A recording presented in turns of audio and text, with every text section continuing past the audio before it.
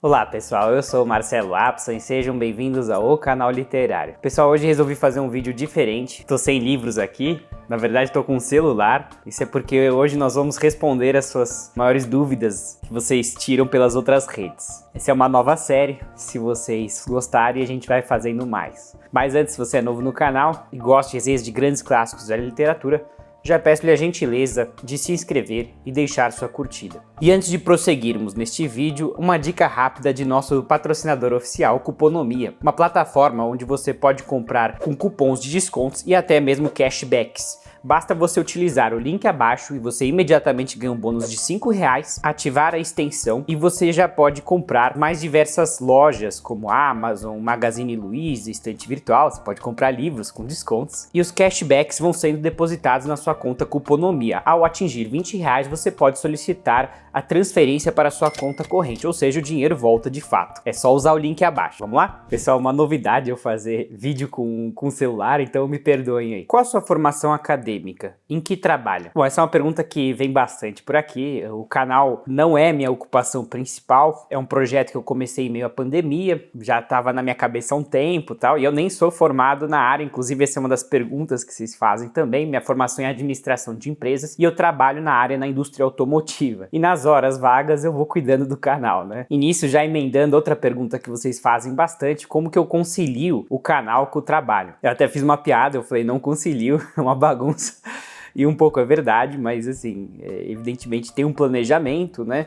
Eu tenho dias que eu tento gravar os vídeos. Uma dica que eu gostei bastante de outros booktubers que eu recebi é justamente não gravar e editar no mesmo dia, né? Se possível, gravar vários vídeos no mesmo dia e deixar a edição para depois, porque realmente a edição é um trabalho, por um lado, longo, mas que não exige preparo, né? A gravação, para mim, tá exigindo cada vez mais preparo. Não sei se dá para perceber, mas eu implementei nova iluminação aqui. E agora, além de ver a câmera, o áudio, tem que ver a iluminação também. Então gravar é uma coisa que dá um certo trabalhinho e é bom otimizar, se puder gravar mais de um vídeo, né, no mesmo dia. Mas eu vou, assim, gravando, né, editando e lendo, né, assim, é um pouco bagunçado, mas assim, aos poucos tudo se adapta, né. Muita gente pergunta qual que é o meu autor favorito e também a minha obra favorita. A obra favorita é uma coisa que eu tinha no passado, hoje em dia eu acabei conhecendo mais autores, mais obras, e é difícil dizer uma, mas continuo tendo Isaac Bashevis Singer como o meu autor favorito, escritor judaico-polonês, prêmio Nobel de Literatura em 78, e eu gosto muito dele porque ele consegue explorar muito bem o conflito interno de cada personagem, sabe? Cada uma tem seus dramas. Eu gosto muito quando o autor consegue penetrar a fundo nos pensamentos das personagens, e particularmente quando elas são transtornadas, são ansiosas, né? Tem transtornos de culpa. Eu acho isso muito legal. O Singer trabalha isso muito bem. Eu falo sempre que ele tem aquele existencialismo do Dostoiévski, né? Deus versus ciência, qual é o nosso papel no mundo, e ao mesmo tempo ele tem um enredo Netflix, né? Então ele tem ali um enredo sensacional. E eu altamente indico praticamente qualquer obra dele, mas acho que uma boa obra é o Sombra sobre o Rio Hudson. Não é muito grande, né? A minha favorita, ela não tá traduzida para o português. A última tradução é de 1960, sei lá. E essa Sombra sobre o Rio Hudson também não está em circulação, mas temos uma edição boa da Companhia das Letras de 2002, se eu não me engano, e que você pode comprar na Estante Virtual, que eu sou parceiro. Vou até deixar o link aqui embaixo, quem quiser. A preços bem acessíveis. E vai tratar muito do tema de judeus expatriados, né, em meio ao Holocausto, né, vários judeus emigraram da Europa, né, fugindo do Holocausto e se estabeleceram nos Estados Unidos, e ali vai tratar da vida desses judeus, mas como eu disse, com enredos Netflix, né. O Singer particularmente era conhecido por ter várias mulheres ao mesmo tempo, ele era bem mulherengo, e as protagonistas dele também são, né, são homens que, enfim, acabam se envolvendo com mais de uma mulher e sempre tem transtornos de culpa, assim, né, então é bem interessante. Uma pergunta aqui também que cai bastante, tentando recuperar o hábito da leitura, para me prender bastante. O que recomenda? Bom, perdoem a repetição, mas é o que eu sempre falo, afastem o celular, porque esse é o grande culpado da modernidade. Eu acho que o celular tem seus benefícios, né? Não querendo me autopromover, mas a questão das redes, né? Eu até falo, sigam booktubers, não precisa ser eu sigo vários outros. Isso sempre incentiva a gente a ler. Mas o celular, durante a leitura, é uma distração. Você tá lendo e de repente toca, né? Hoje o celular nem toca, né? É a notificação. Aí você fala, quem será que mandou mensagem? Deixa eu ir lá ver. Então, o que eu recomendo muito é afastar o celular durante seus momentos de leitura ou até mesmo de estudos, né? E muita gente vai falar, poxa, Marcelo, eu leio no celular. Bom, eu sempre falo isso, né? Eu não gosto muito de ler no celular porque é muito tentador você olhar as notificações. Eu recomendo pôr no modo avião, mas de novo, né? Você pode chegar e tirar o modo avião. Para esse efeito, um Kindle vai ter o mesmo efeito, se você prefere algo digital, só que ele não tem a questão das notificações, né? Se puder um leitor digital, muito melhor do que um celular. Agora, se tá no celular, põe talvez no modo avião, e melhor dos mundos, eu realmente recomendo o livro físico. Como eu disse, na estante virtual você tem seminovos, calhamaços a partir de R$20, dá pra comprar. Mas eu acho que o hábito da leitura é uma questão diária, de você ir trabalhando. Eu acho muito legal você estabelecer horários, especialmente antes de dormir, é uma dica que eu sempre trago aqui, que de noite, né, a gente já se desligou um pouco das preocupações do dia a dia, de maneira geral, né, depende se você trabalha de noite, mas de maneira geral. E eu sempre falo isso, que a leitura ajuda muito a pegar no sono. Na verdade não sou eu que falo, né, vários especialistas do sono recomendam você ler. E aí entra de novo na questão, né, livro físico, porque o celular tem aquela luz azul, né, se eu não me engano, e que pode te deixar mais ansioso, né, te estimular, enquanto que o livro físico realmente ajuda a pegar no sono. Pra mim é um hábito diário, praticamente, assim, ler antes de dormir. E, bom, não precisa ser antes de dormir também, você pode sempre incluir o livro nos momentos de espera, por exemplo, de manhã. Quanto mais você incluir, melhor. E também outra dica que eu dou é de você priorizar a leitura, né? Eu vejo séries também no Netflix, nada de errado com isso, todo mundo tem que relaxar, mas você pode ler um pouquinho antes e aí depois já fez sua lição de casa, né? Tem algum primeiro livro que você recomenda para ler Turgenev? Um abraço. Olha, eu já li Pais e Filhos do Turgenev, excelente livro, e agora nós estamos lendo com o Círculo Literário, né, nosso clube de leituras, Memórias de um Caçador, e eu acho que esse é o melhor ponto de partida pro Turgenev. De maneira geral, o Turgenev tem uma prosa muito tranquila, tá, pessoal? Muita gente pergunta, poxa, será que é difícil? Não, a prosa dele é muito simples, direta, você não vai ver vocabulário rebuscado, não vai ter o existencialismo de Dostoiévski, aquelas descrições. Bom, as descrições, sim, né, nós teremos descrições de paisagens lindas, né, do Turgenev, diga-se de passagem, ele é muito bom nisso, ele consegue te transportar, acho que isso que é o legal do Turgenev, né, ele tem seus temas, niilismo também, mas ele é mais, assim, estético, eu diria, né, o Nabokov fala isso, o grande crítico de literatura russa, diz que Turgenev, ele não tem enredos muito intrigantes, isso é verdade, tá, os enredos dele são bem pacatos, mas ele tem uma prosa muito agradável, muito estética mesmo, assim, muito bonita. Qualquer livro que você pegar do Turgenev, você não vai ter dificuldades de acompanhar. É que o Pais e Filhos tem uma temática de niilismo, eu acredito que ele tenha camadas mais profundas, né? Você pode ler, entender, mas, assim, tem níveis de entendimento mais profundos. E Memórias de um Caçador é a história de um caçador, obviamente, que está percorrendo a Rússia provinciana, né? Tá indo pro interior da Rússia, e em meio às suas caçadas, ele vai praticamente entrevistar os mujiques, né, os camponeses, e escancarar a situação de servidão em que eles se encontram. E ele é em formato de contos, né, cada caçada é uma sub-história, as personagens às vezes se repetem, mas você pode ler se você quiser, separado, então acho que é bem legal, assim, cada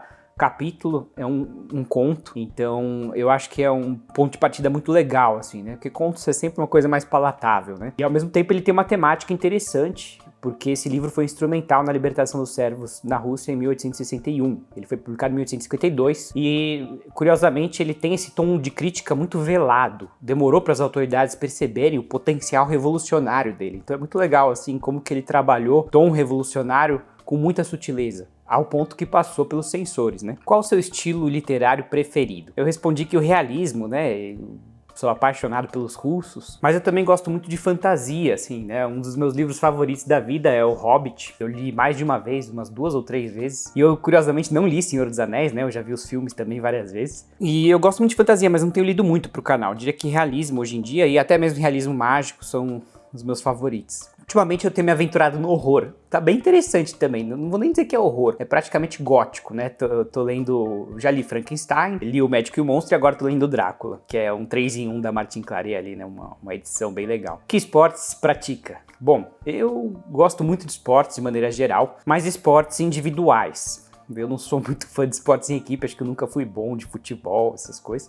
Eu gosto de nadar, correr, fazer bicicleta, musculação, artes marciais, tive minha época até quebrar meu pé, tem até vídeos aqui no YouTube onde eu tô com a bota ortopédica, mas é por aí, né? Eu gosto de acelerar o coração, né? Isso é algo que me relaxa muito, assim, né? Fazer um cardio. Qual característica única você vê nos russos que não se encontra nos outros escritores de países diferentes? Essa é uma dúvida bem interessante e até difícil de responder, porque eu não sou formado em letras e tudo, mas assim, né, da minha experiência, eu posso dizer que os russos, eles têm um quê de emoção mais forte, assim, né? Pelo menos no Dostoiévski, chega até a ser caricato, assim, né? As personagens. Por exemplo, se uma personagem é ofendida de alguma maneira, ela cai doente, né? Fica com febre.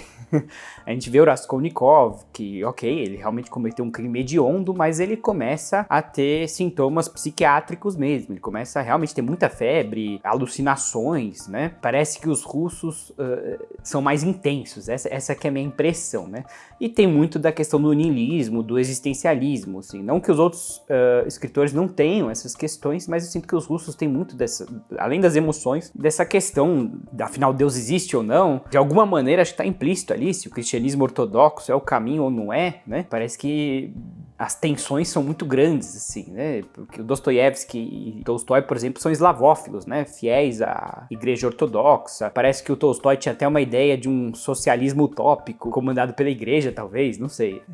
Todos eles têm suas teorias. Parece que as ideias revolucionárias que vieram da Europa entraram em grande choque, né? Com uma cultura mais conservadora da Rússia, né? Turgenev já é um escritor mais moderado, porque ele viveu muito tempo fora da Rússia, né? Teve contato com as ideias liberais, apesar disso ele vai trazer o Bazarov, né, no Pais e Filhos, uma personagem que vai trazer um choque de culturas ali, né, e o russo talvez tenha muito essa questão do orgulho, né, a gente vê muitas histórias de duelo, apesar que, claro, também tem tudo isso em outros escritores, tanto é que eu falei aqui na outra rede, né, que não é que os escritores de outros países não tenham esses temas, eles têm, mas eu acho que nos russos eles são mais pronunciados, mais vivos, assim, né, a coisa é mais impactante lá. Qual foi a melhor leitura do ano até agora? Essa é uma pergunta difícil, né, eu lembro que eu respondi aqui, eu nem tô clicando aqui na rede vizinha, só tô vendo aqui o título, mas eu lembro mais ou menos da resposta. Eu gostei muito de Incidente Antares, acho que foi uma das melhores leituras do ano, tem resenha aqui, também vou deixar um link. É uma obra do Érico Veríssimo, né, um apanhado de história do Brasil, é um realismo mágico, tem um enredo sensacional, a prosa do Veríssimo é muito gostosa de ler, é um livro que me encantou de várias maneiras. Os Demônios, do Dostoiévski, foi a leitura acho que mais difícil que eu já fiz, acho que na vida, talvez.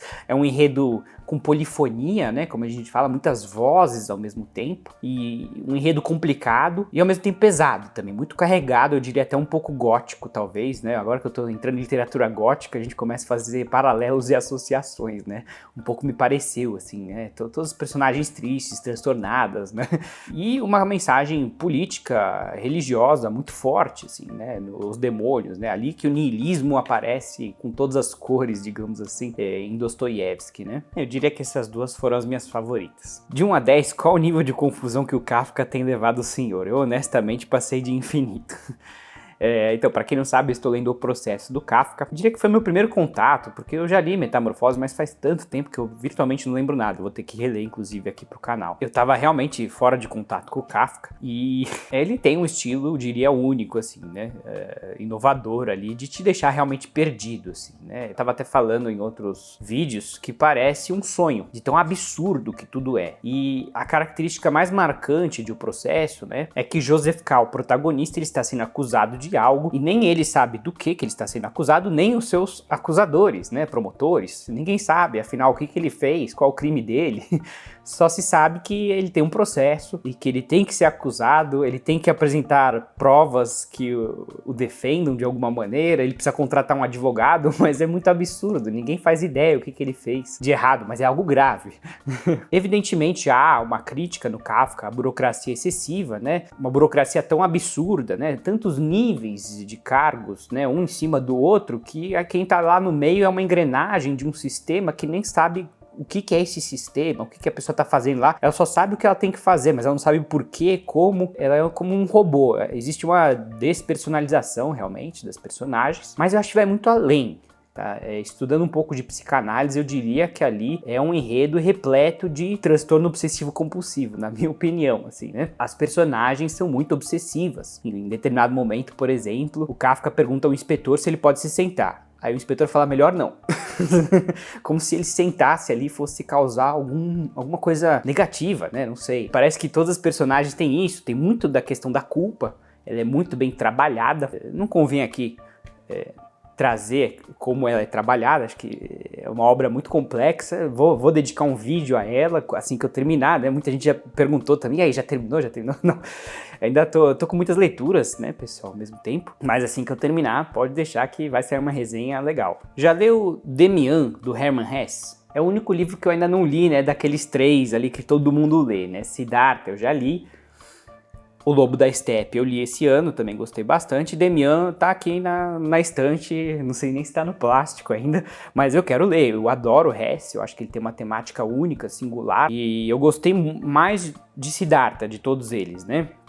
Que vai tratar muito da questão de você seguir seu próprio caminho, ser o seu próprio mestre. Eu acho que o Hesse trabalha de maneira muito interessante essas questões. Mas eu também gostei muito de O Lobo da Steppe, achei ele bem diferente. Bom, pessoal, acho que foram várias perguntas e respostas. Vocês também podem participar colocando aqui nos comentários. De repente a sua pergunta pode aparecer aí no próximo vídeo. Vou respondê-la com prazer. Espero que vocês tenham gostado dessa nova série. Não esqueça de deixar sua curtida, compartilhem o vídeo para ajudar o canal, se inscrevam para mais e nos vemos numa próxima. Um grande abraço.